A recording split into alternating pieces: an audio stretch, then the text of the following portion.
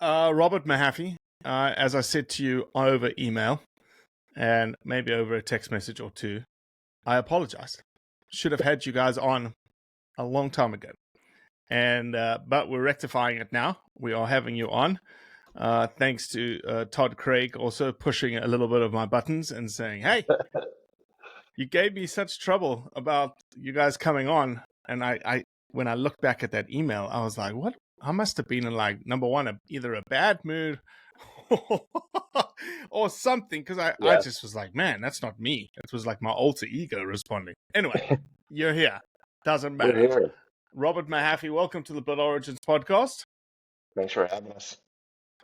Where are you based, Robert? So I'm in Rapid City, South Dakota. So pretty much pretty close to the center of the nation. I have pheasant hunted in South Dakota. Okay. I've done it twice, two different places. And then we also, I don't know if you know this or not. Have you watched our piece called Living Legacy? I believe I have. When was that released? Oh, it was early days of Blood Origins. It must have been 2019. Yep. And that was about the pheasant sandwich in Aberdeen, South Dakota. And unfortunately, Miss Bonnie Ellis has since passed, which I think is, one of the coolest things about what we do is we get to immortalize people. Yeah. Because you never know when something's going to happen. And Miss Bonnie Ellis was a nurse who fed pheasant sandwiches to soldiers coming through Aberdeen in 1943. Wow. And then because friends of hers died in the war, she then decided to enlist herself as a nurse, and then was on the train when she came through Aberdeen, and she got herself a pheasant sandwich by the woman of the town. It's just such a cool story that I don't think anybody knows. I think I probably need to revive it. Because it is such a historic piece. And when we did it in 2019, everybody was still alive. Miss Ellis was the only one who was old enough to serve pheasant sandwiches. All the other ladies that we interviewed were daughters of the mothers that were feeding the soldiers. That's crazy. The South Dakota just has this. You have like all these little oddball little stories and all, like there's so many little towns and there's always something in all of them that there's something to offer. And people have written so many books that you can spend a lifetime reading these books, but they do detail like a lot of the little stories that have happened in these places. I mean, we've been around forever.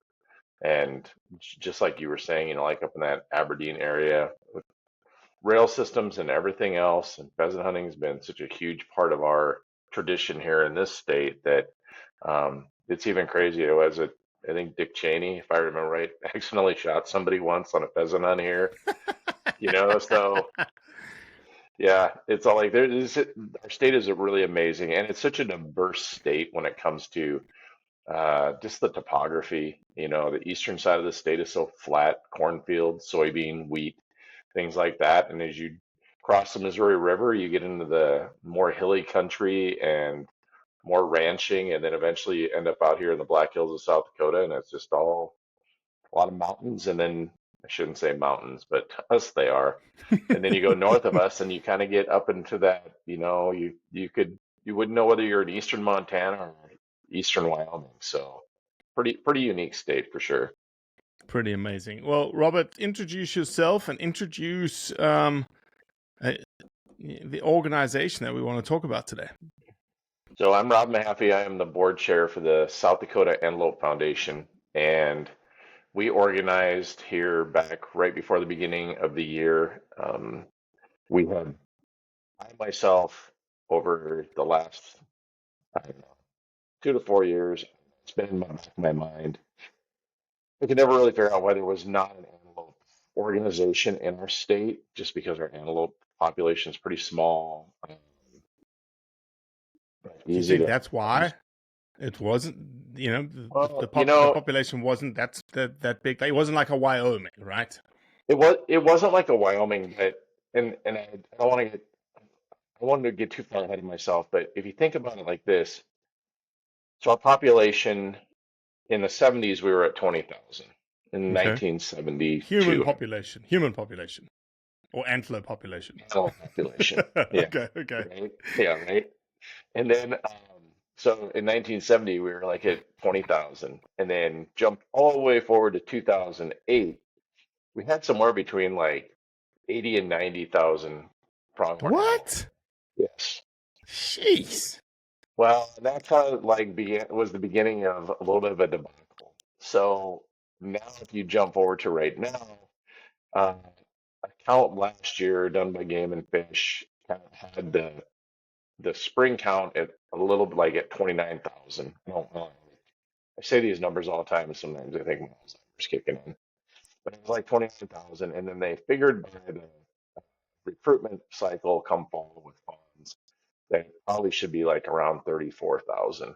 That was like a very hopeful number. So yeah, we're definitely not 1970, but we're definitely like not 2008.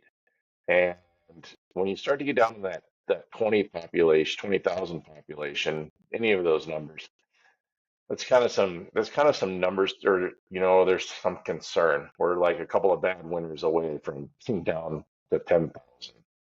Yeah, And yeah, yeah. there's a lot of factors that come into that. So the state, which our organization 100% agrees with what their biologists have come up with for an objective, they want to be at 60,000, which they feel is a healthy herd. Okay. We feel the exact same way because when we were at 80,000, it's not necessarily that it wasn't a healthy herd. It'd be an amazing healthy herd if there was no woven wire fences and ranchers weren't competing for grazing, especially, maybe like on some winter wheat fields in the winter or Mm-hmm. just in Mm-hmm. their alfalfa crop. So I was around in 2008, and I remember what that looked like.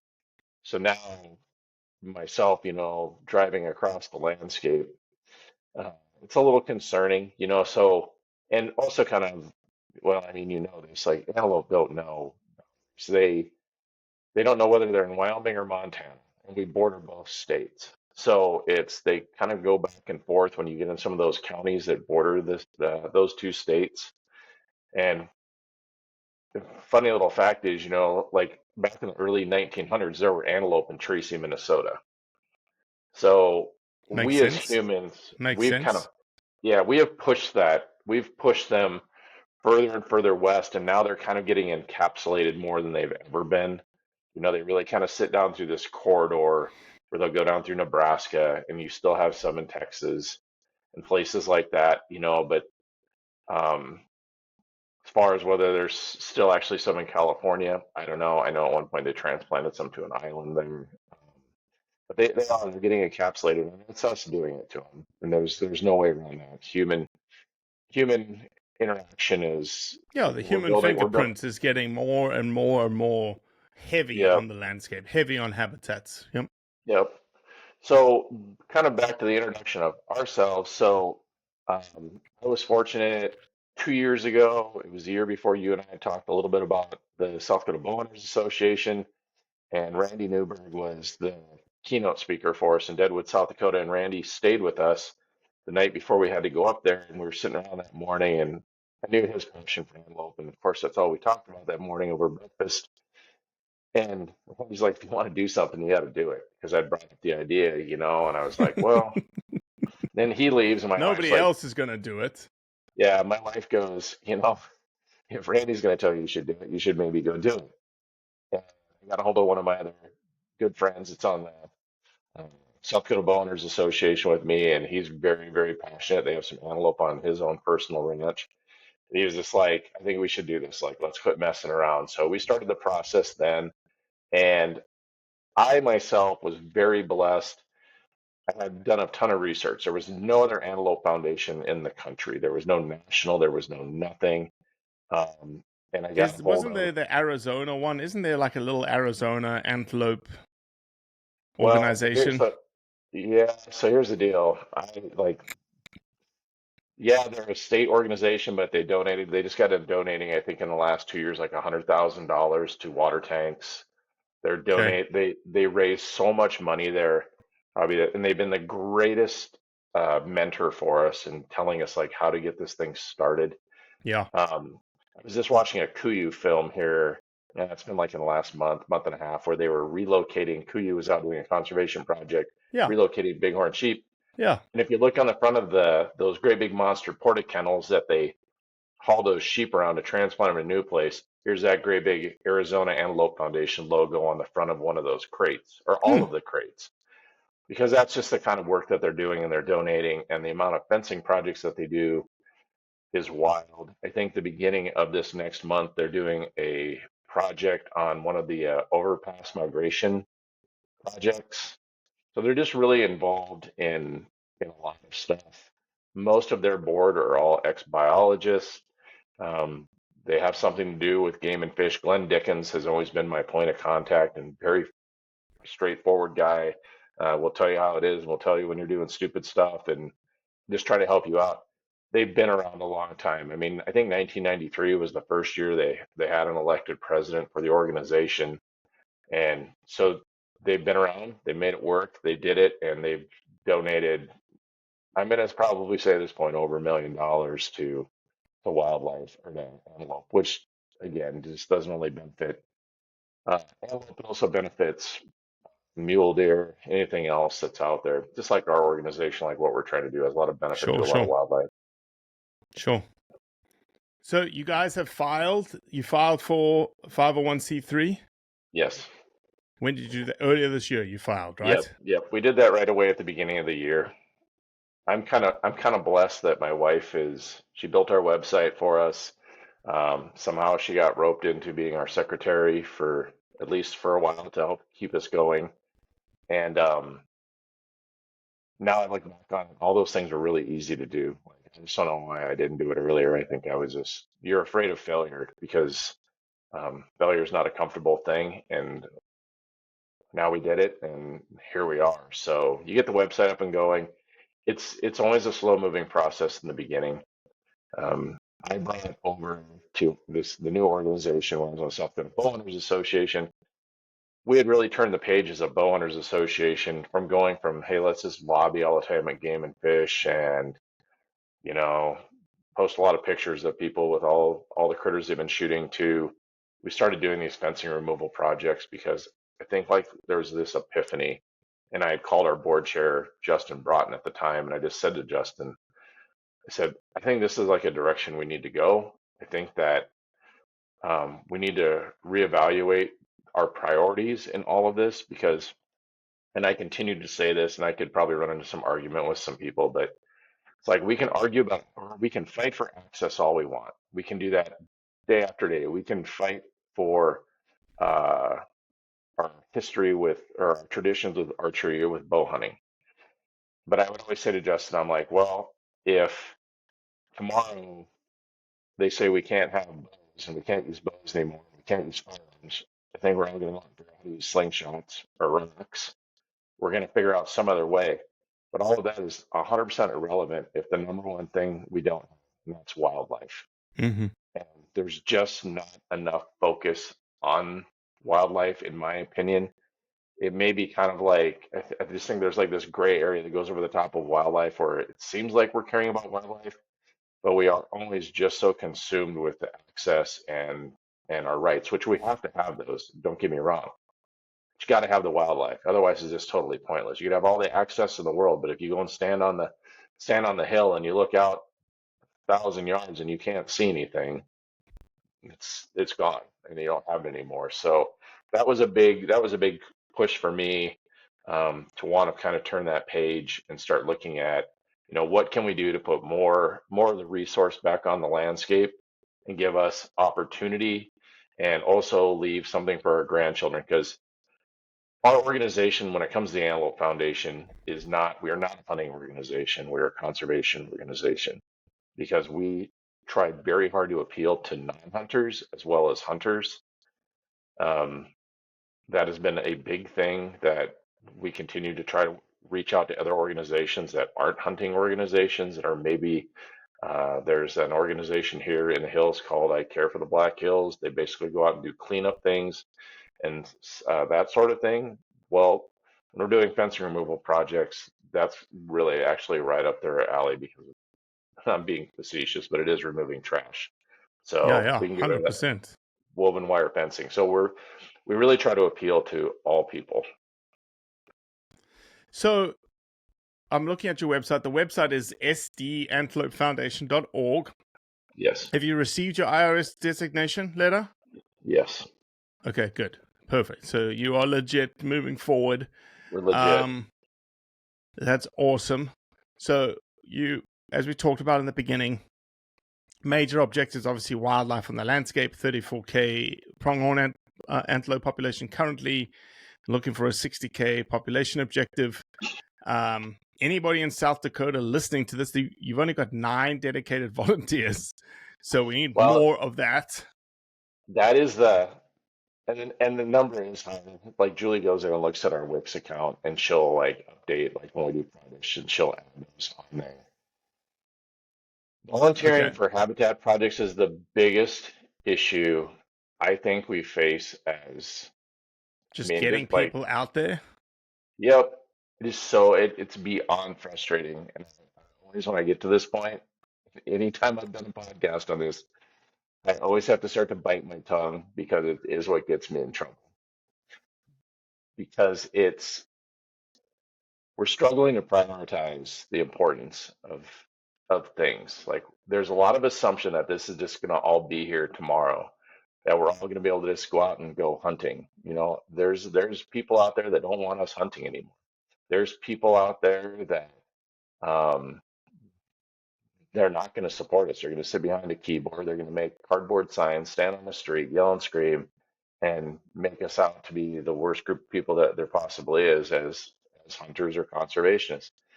And we have to start to do better and look better than what we currently do. Um, I've said it before and I'll say it again. I just don't think a lot of the big hitters when it comes to the influence world, I don't think they realize what type of impact they could possibly potentially make on getting more people to volunteer. Volunteering needs to literally turn into a flex, and it's really super hard to do that. And I get it. A couple other people I've done podcasts with openly, they'll say it. Conservation content on social media, like out doing a fencing project or out planting sagebrush or whatever it is that's making it better for the resource, it is not sexy and it doesn't get likes. You could have a video out there pulling woven wire, all sweaty, tore up, rattlesnakes, the whole 9 yards, and it will get a fraction of the likes that someone would get if they were out there, I don't know, opening up their hunting pack and But do showing you all the think things they that's stopping volunteers, like local volunteers, guys that don't even have social media? have. Well, yeah, but if you think about it like this, like it's that outreach. It's us trying to get that information that's out there to get people to want to come out and do those type of things. And it's really hard. I mean, we see it across the board. I mean, I see it with I'll show up for a mule deer foundation habitat project. You could see it in an elk foundation project. It's just crazy hard to get volunteers to go out and go do that. And what the next thing I'm going to say, I'm literally not taking a pot shot. I'm literally not. Straight up, like save my soul.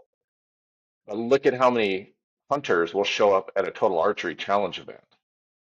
And the last fencing project we did, the day we started, we have a guy that sent out almost 2,000 emails. And he's an employee with Game and Fish that sent out that many emails for people to show up on the project. And two of us showed up for the very first day of the fence removal. Hmm. And he was actually one of them. And he had to take off because he had to teach a class because he teaches classes. Here's me and another guy. We're both 55, and we both pick out over a mile of woven wire fence by ourselves. The next day, more people show up, but I think we only ended up with like 8. A year ago, when we were doing our fencing project with the Antelope or with the Bowhunter Association, first day it's like 5 or 6. Then the next day, like we really lucked out, like 20 people showed up because 10 people can pull out a lot of woven wire. You can make a lot of ground in a day. And when you say woven wire, is woven wire barbed wire? No, so typically what it is is it's two strands of barbed wire across the top, and then Okay. it's that mesh 4x4 woven wire that's on the Square, like bottom. a square. Is it like a Yep, square? Okay. yep, and it's in our area primarily because of the sheep production back in, you know, early, late, no, 1900s. There's not a lot as much sheep production as what there used to be, and a lot of guys just leave it in because it's why take it out? It's keeping the cattle in, so they leave it there. Now there's And some what was the programs. point of the woven on the bottom? To keep The sheep sheep in? could, the sheep could, yeah, the sheep couldn't get through it, and it would keep them in. Oh, okay, okay. Yeah. So, kind of lost my train of thought there, but No, it's just volunteers. Like it's a struggle. It's a yep, struggle. it's a struggle, and it's because again, it goes back to though, it's like it's not fun. It's not a fun thing to go out and go do.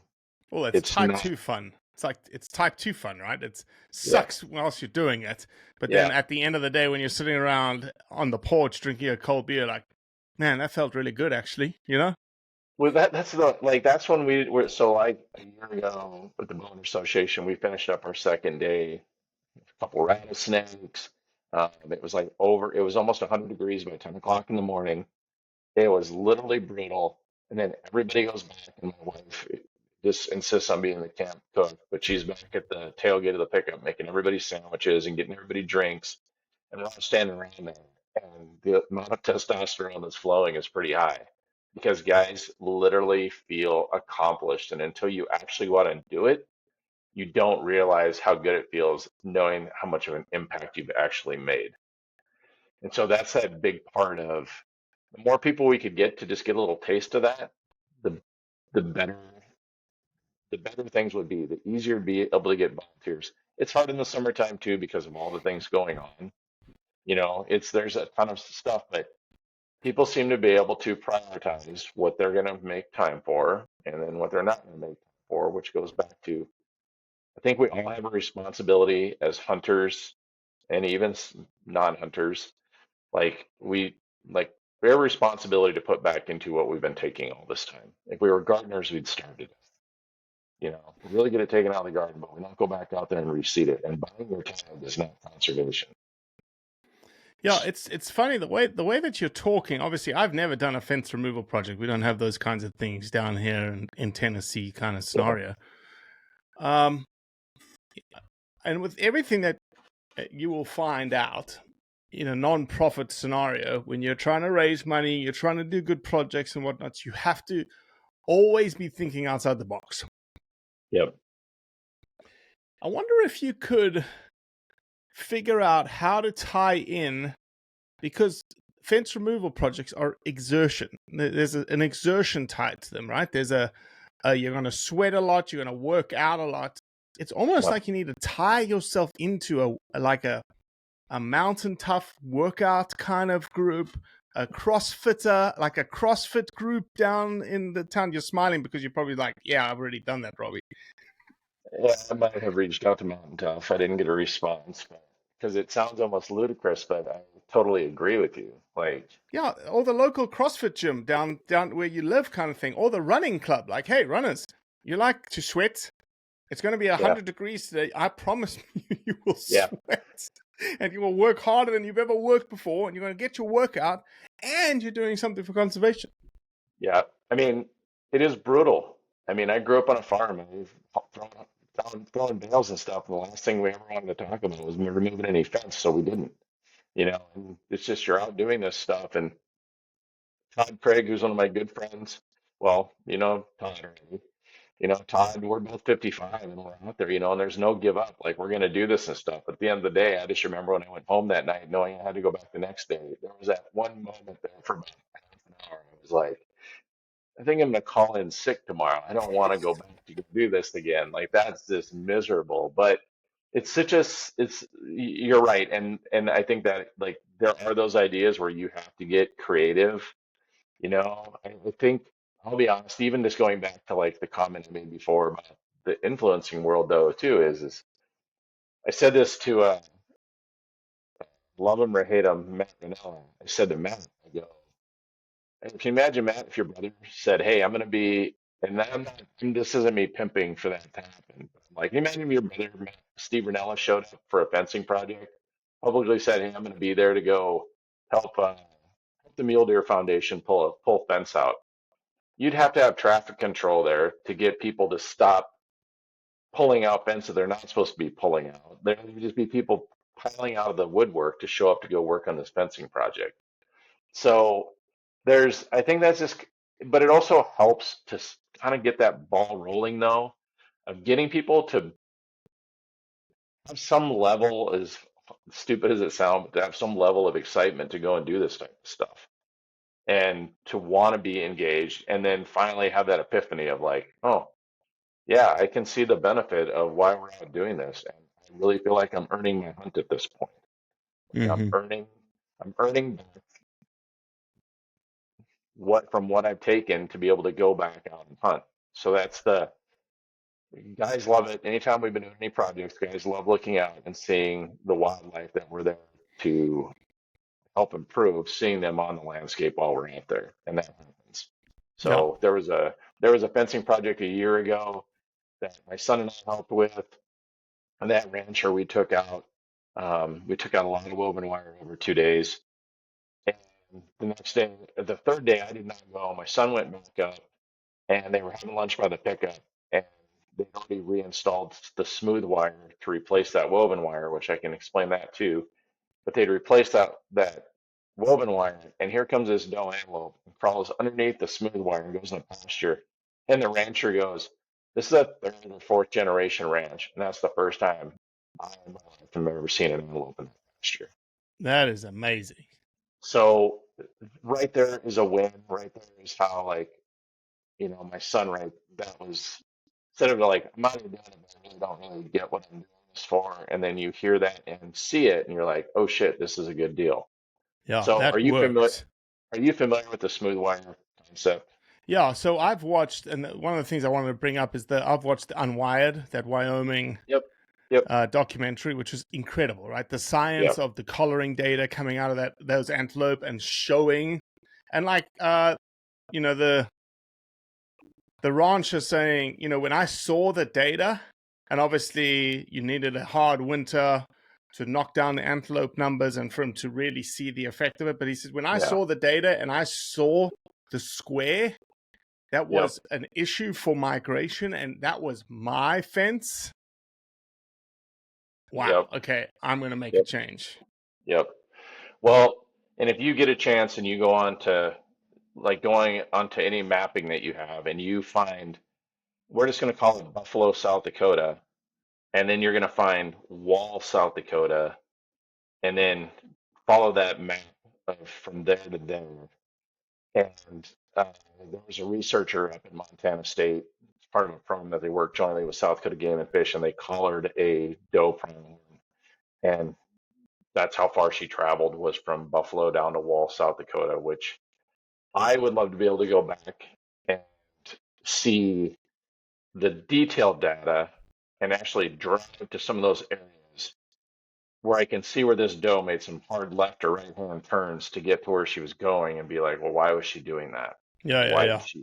Why did she do that? So, our antelope, we don't have that big migration like Wyoming has, Arizona has. Ours kind of have these little micro migrations, but they do, the weather just pushes them, and sometimes an antelope can end up in an area where they've not been before. And I think that's a lot of times where they run into trouble, especially in a bad winter and there's woven wire and they can't get out.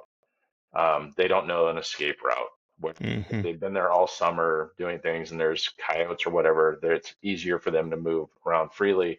Um, but I'm, I've been having some communication with her, and I need to get that final, like that data. I've seen a blown up map of it, but it's not as cool as I think if I ever had all the money in the world, I would take a drone and fly the entire route, and I would just keep flagging all these Sure. spots where I knew Yeah. she couldn't get through and she had to keep on going and stuff. So, um, you know, when you That'd talk be about antelope, badass. That would be yeah, super cool. A drone and flagging the places based on the collar data. yep. And I think, it's the like that unwired.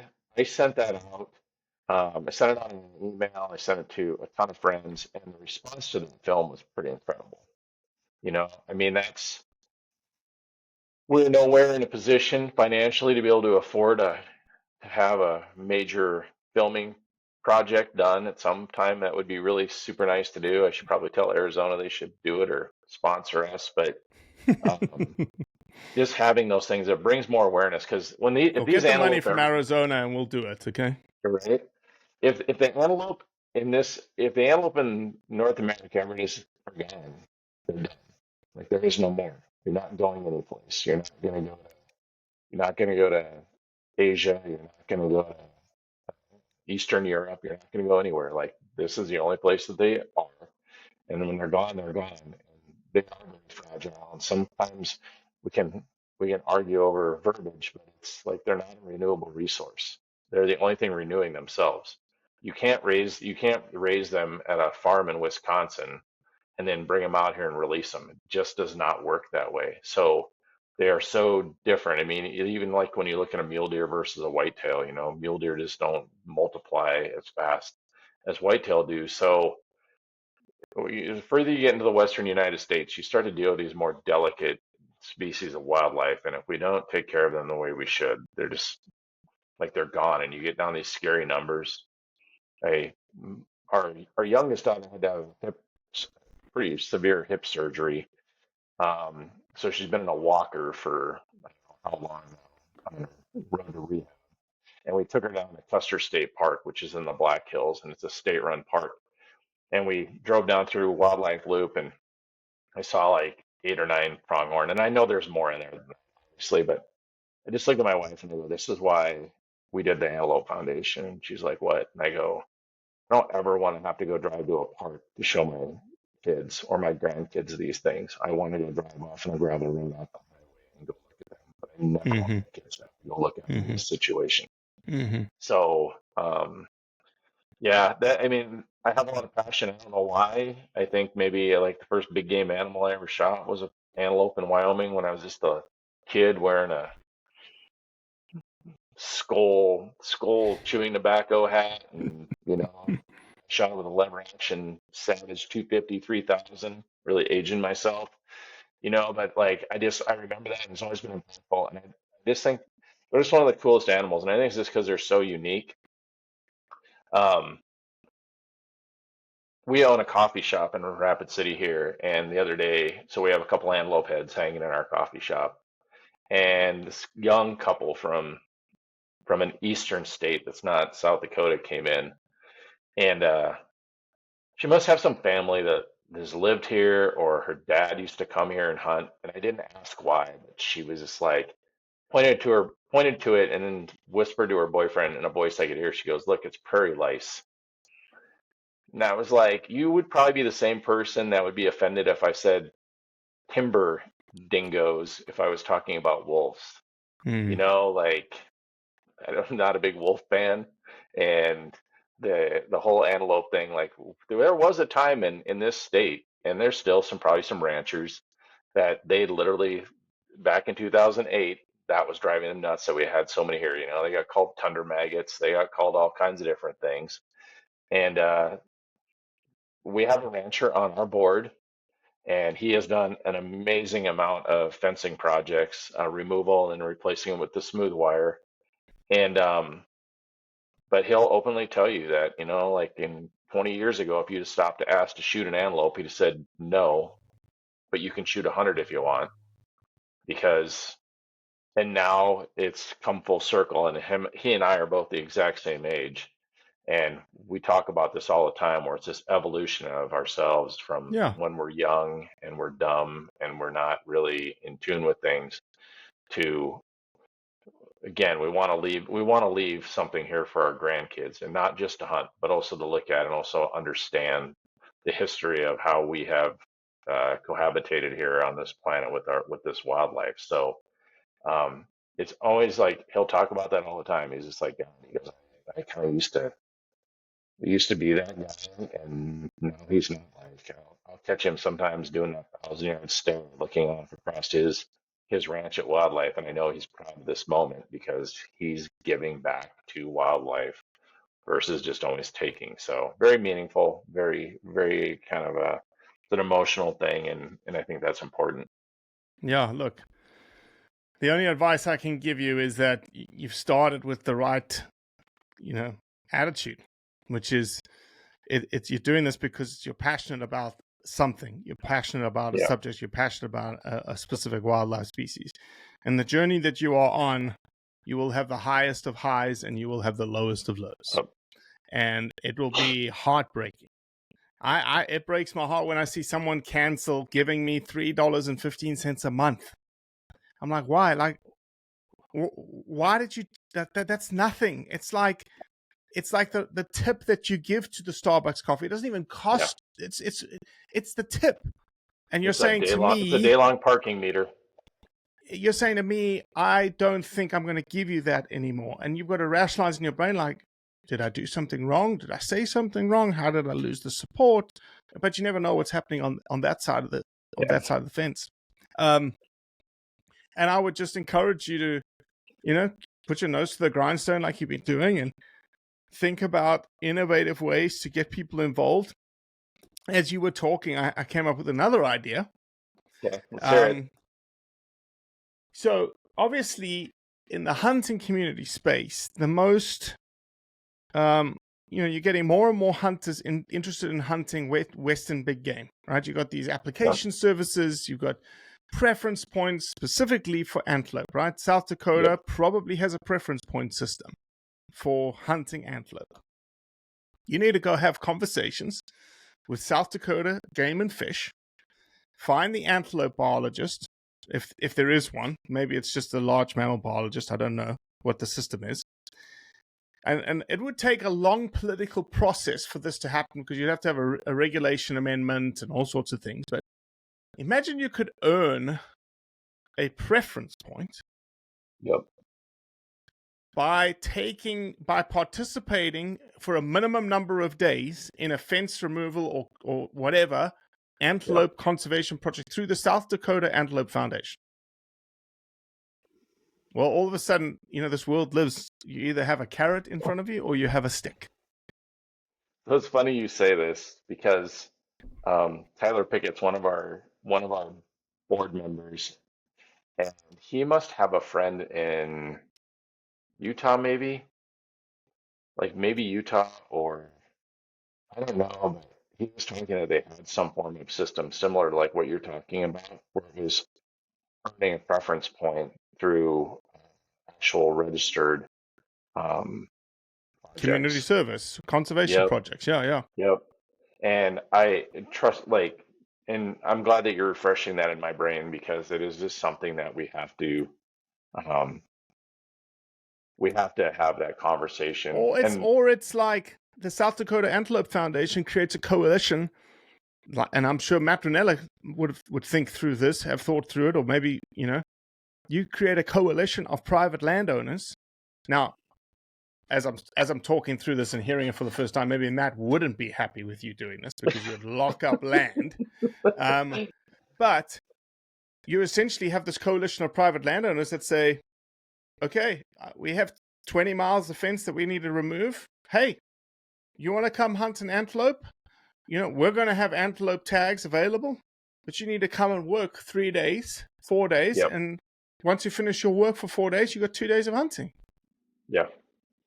And the one thing that is somewhat refreshing here is our game and fish can be, sometimes they're not real great to work with, but the majority of the time they actually are. Like the biologists, the people out there doing these contracts with the ranchers to get the fencing up, they just have amazing relationships and they're super easy to get along and talk to. And we actually work together with them, which just like what you're saying, like those options that we have to go out there and pursue, I think are really good options. And just having that sit down at a table and visiting with them and asking, I know the state of, or Arizona, like they'll do things there with the reservation. They're doing their raffles, they're raising money in that regard. Raising money is kind of a big deal for us, but not as big of a deal as maybe throughout other organizations. We've really tried to mold ourselves as being so focused on boots on the ground. And I mean, you know this, you've talked to enough people and done your own thing. A lot of money's come out of our own personal pockets. I Sure. think everybody on the board has been chipping in and spending money to help get things going. And it's just the little things that we do. That's just like you with the good advice. Glenn Dickens the same way. He's just like, hey, here's how we did it in Arizona. This is why we have the kind of money that we have, and you just gotta keep trudging away at it, and it will come. And it's always also it's that being mindful of when people give you money, it's how you spend it and what you do with it. It's not. I've lost interest in a couple of organizations in my lifetime. I'm not giving you any more money because I don't see. I see too many people sitting at the top making 200 to $300,000 running this organization. And South Dakota Antelope Foundation has made a promise as long as I'm involved in the organization that we don't have any paid members. We don't have it. Paid We staff. just Paid staff. Yeah, we just wanted to be our own thing. We were asked, we've been asked a couple of times, why didn't you guys just maybe try to become a chapter of the North American Pronghorn Foundation? Well, a couple of things. One, they're a great organization, and I see them doing great things going forward. I really do, especially because they're spread out across the United States with their board members, and they are in different locations where that's where that educational thing really comes into play of just getting more people of understanding like what everybody's trying to do out here and those type of things. We opted to strictly do our own thing because we just wanted to be 100% focused in South Dakota. If we did something that raised money, we didn't never wanted that money to have to go someplace to keep the lights on at a corporate office or pay anyone's salary or do anything at all like that. We strictly just wanted it to be go right back here, which helps us out with Game and Fish because like Game and Fish knows they're always probably going to be the recipient in one way or another of whatever funds that we actually bring in. But it's just easier for us to micromanage. All of our board members all live in antelope country, so we're all seeing it every single day, and it's easier for us to communicate. I'm very fortunate. The North American Pronghorn Foundation has Randy Routier, who's one of their board members that lives up in Harding County, which is in South Dakota here. He's just a great guy. I can bounce things off his head. When we did our last fencing project, I just sent him a message, and he called me right back. He's like, "Hey, what do you need, man?" And I'm like, "Hey, you guys have any sort of volunteer list right now in South Dakota? Anybody that you guys have as volunteers? You want to send this to them? We would take the assist from you guys, and we'll give you all the credit in the world for coming out and helping us, and doing those type of things." So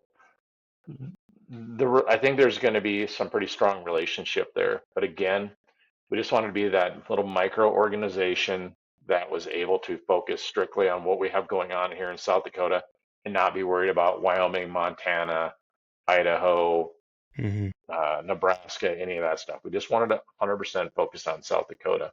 Mm-hmm. Well, awesome. Robert, where can people find more information about the South Dakota Antelope Foundation? You can follow us on Instagram or on Facebook, and you had the Antelope Foundation's website up there, and they can just go to that. sdantelopefoundation.org, Yes. and you can donate on that website.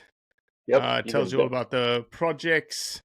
You can do all sorts of things on the website. You can become a member, Yeah. whatever you want. You can just volunteer on there, and usually we'll have updates. We have 2 more projects coming up this summer, so um, we'll have updates on it, and people we just send it out to in our email group when we have something coming up. Outstanding. Outstanding. Well, Robert, thank you so much, man. And hopefully some of the ideas that we might have brainstormed a little bit come to fruition and help you generate those volunteers that you need, the sort of hours on the ground, the boots on the ground. So appreciate you coming on, my man. Sorry it took so long. We're gonna get you out of Tennessee and get you up here to the high desert for a fencing project. 100%. I was actually thinking about that. I know I need to do almost like a road trip, and I just need to hit a bunch of things, and one of those will be a fencing project with you guys. We'll take you, man. All right. I Sounds like a appreciate I plan. appreciate the opportunity, buddy. Thank you. You're welcome, my man.